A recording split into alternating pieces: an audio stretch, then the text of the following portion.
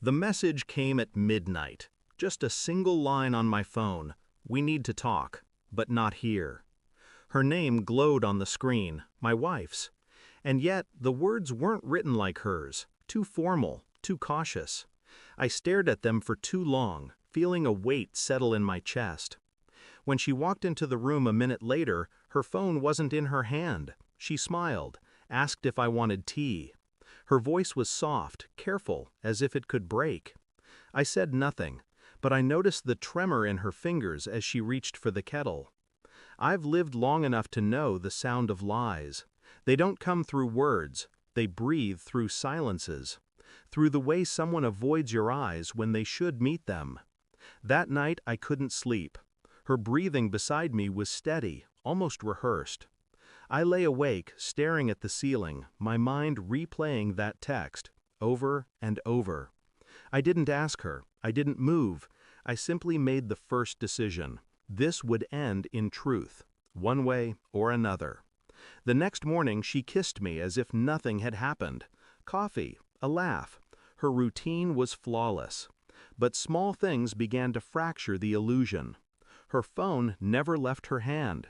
She started locking it with a code I didn't recognize. She lingered in the hallway at night, whispering into the dark. I'd catch fragments, half a name, a muffled laugh that wasn't for me.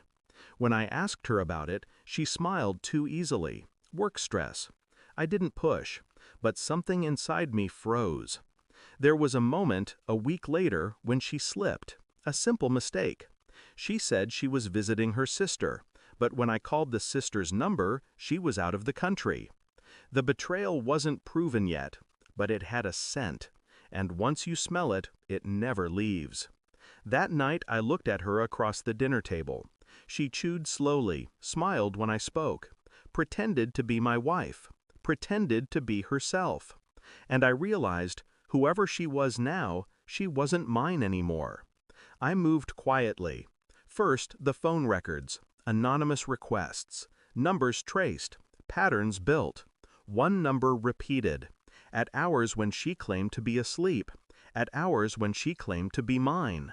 Second, the surveillance. I hired no one, I did it myself. I watched her leave the house in the afternoon, telling me she was grocery shopping. I followed at a distance. She didn't go to the store. She went to a hotel, room 214. I didn't enter. I didn't need to. I stood in the lobby long enough to see her walk in, laughing, with someone else's hand on her back.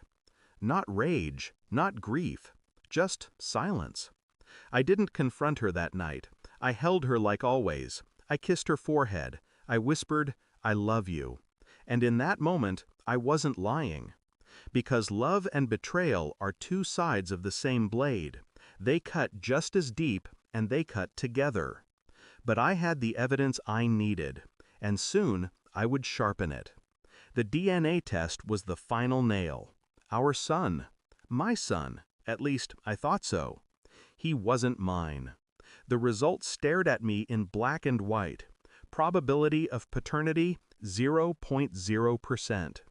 I sat in silence for hours, the paper trembling in my hands.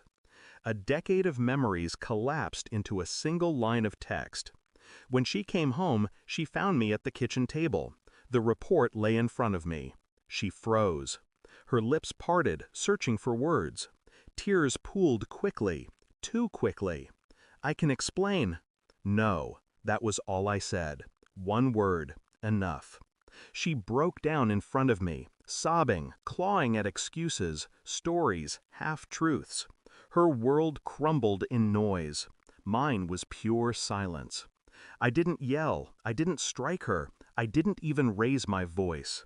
I slid the paper across the table until it touched her hands. She flinched as if it burned. "You had 10 years to tell me," I whispered. "Instead, you let me raise a lie." Her sobs deepened. She tried to reach for me, but I leaned back, untouched. Then I pulled out my phone, dialed a number. Within minutes, her family arrived, her parents, her sister. I handed the report to her father. He read it. His face collapsed. "She belongs to you now," I said coldly, Not to me. The room froze. My wife fell to her knees, screaming my name, clawing at the floor. But I was already gone. I walked into the night, the cold air slicing across my skin. Behind me, I left the wreckage. A woman unraveling, a family drowning in shame, a lie stripped bare in front of everyone who mattered to her. There was no victory in it, only truth. But truth is all I ever wanted. I lit a cigarette on the curb, staring at the flame. My hands didn't shake, my eyes didn't water.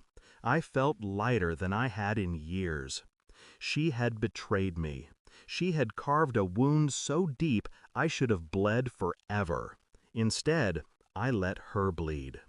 And as the smoke drifted into the night, I realized something final. I hadn't lost a wife. I had lost a ghost. And ghosts don't haunt you once you stop believing in them. Thanks for watching. Don't forget to like, share, and comment. Subscribe now to Cheating Stories Insight World for more amazing stories.